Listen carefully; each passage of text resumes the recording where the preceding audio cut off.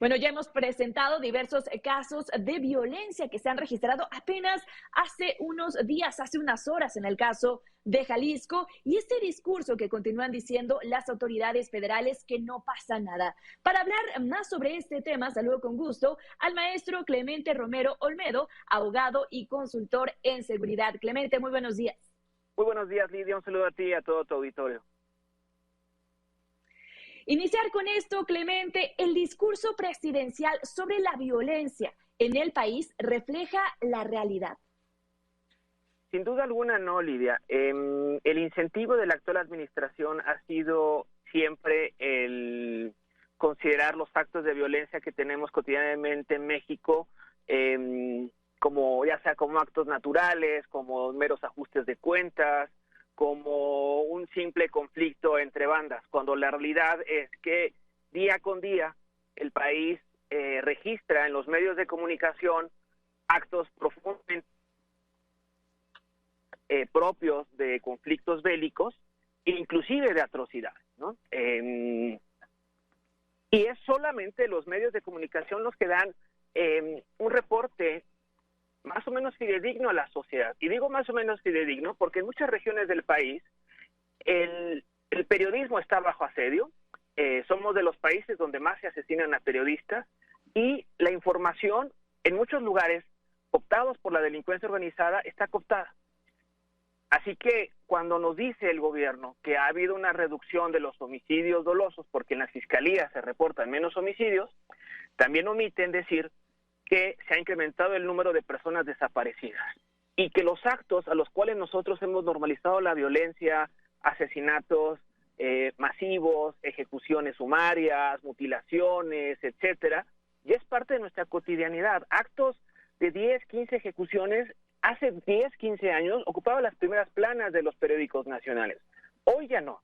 Y eso es un ejemplo claro e irrefutable de la gran conflictividad que estamos viviendo en este país. Y recordemos, el tema de la seguridad no es un tema exclusivo del presidente de la República, pero sin duda es la principal preocupación de la sociedad, junto actualmente con el problema económico y la carestía que estamos viviendo por el incremento de los precios, particularmente de los alimentos y de los combustibles. Así que siempre está el incentivo de los gobiernos de minorizar el problema de la seguridad y que lamentablemente voltean a ver el mismo cuando hay un problema que se desborda, al menos de la cotidianidad. Pero nuestro principal problema, Lidia, es que nos hemos acostumbrado a actos verdaderamente sádicos y violentos, y nuestra capacidad de asombro como sociedad pareciera que se ha perdido. Ya nada nos sorprende, y eso es algo realmente muy delicado y muy preocupante. Y eso lo aprovecha sin duda el gobierno para minimizar todos los actos que cotidianamente pasan en diversos rincones del país.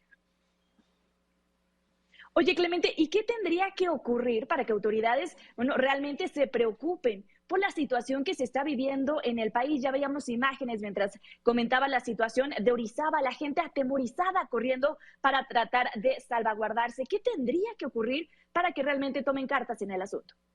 Lamentablemente, lo que yo identifico, Lidia, es una profunda desconexión entre la clase gobernante y la sociedad en general. La clase gobernante, las élites están bien pertrechadas, bien protegidas, tienen guardaespaldas, tienen controles, entradas y salidas de sus casas, en sus centros de diversión, entretenimiento. Entonces, la delincuencia común que sufrimos cotidianamente la ciudadanía no la viven, no la perciben, y es hasta que ellos directamente lo viven es que toman cartas en el asunto.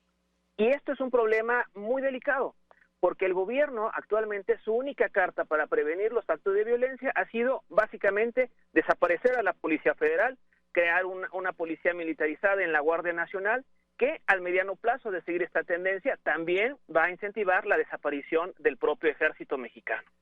No hay ninguna política en materia de prevención, no hay ninguna política en fortalecer a las fiscalías del país y tampoco hay ningún interés en rescatar, por ejemplo, las unidades de medidas cautelares, que son las instancias encargadas de identificar la peligrosidad de las personas y recomendar las medidas cautelares para identificar si una persona debe estar en prisión o debe estar bajo supervisión o en otros mecanismos que no necesariamente satúren nuestras cárceles.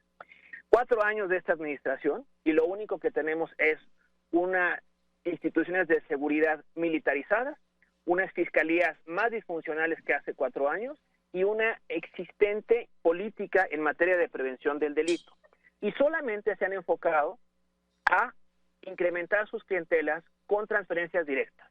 Tenemos una inminente crisis económica derivado de la caída de los ingresos del gobierno y de la caída de la actividad económica. Así que tenemos un problema muy delicado. Tenemos más violencia, tenemos una economía estancada o en recesión, y tenemos un gobierno que no le preocupa en lo absoluto violar lo que dice expresamente la Constitución. Y eso es algo bien delicado, Lidia, porque si la Constitución, que es nuestra máxima carta, nuestro principal acuerdo político nacional, no se respeta por la clase gobernante, y cuando hablo clase gobernante hablo del Ejecutivo Federal, hablo del Congreso de la Unión, hablo de la Secretaría de la Defensa Nacional, definitivamente estamos teniendo una situación muy compleja. Por eso es mi llamado a la ciudadanía, a los actores políticos, a los miembros de oposición, a que realmente tomen cartas en el asunto y detengamos esta política de menospreciar la ley, porque menospreciar la ley no es menospreciar la ley, es menospreciarnos a nosotros mismos, a todas las personas que no tenemos poder político para cambiar los destinos de este país. Pero lo que sí podemos hacer y debemos hacer como sociedad es presionar cotidianamente a los tomadores de decisiones para decirles lo que están haciendo no es correcto, y no solamente no es correcto, sino que les va a generar responsabilidades al mediano plazo. Cuando la gente está en el poder, no se obnubila, pero es cuando lo pierde, cuando reconoce los errores que ha cometido.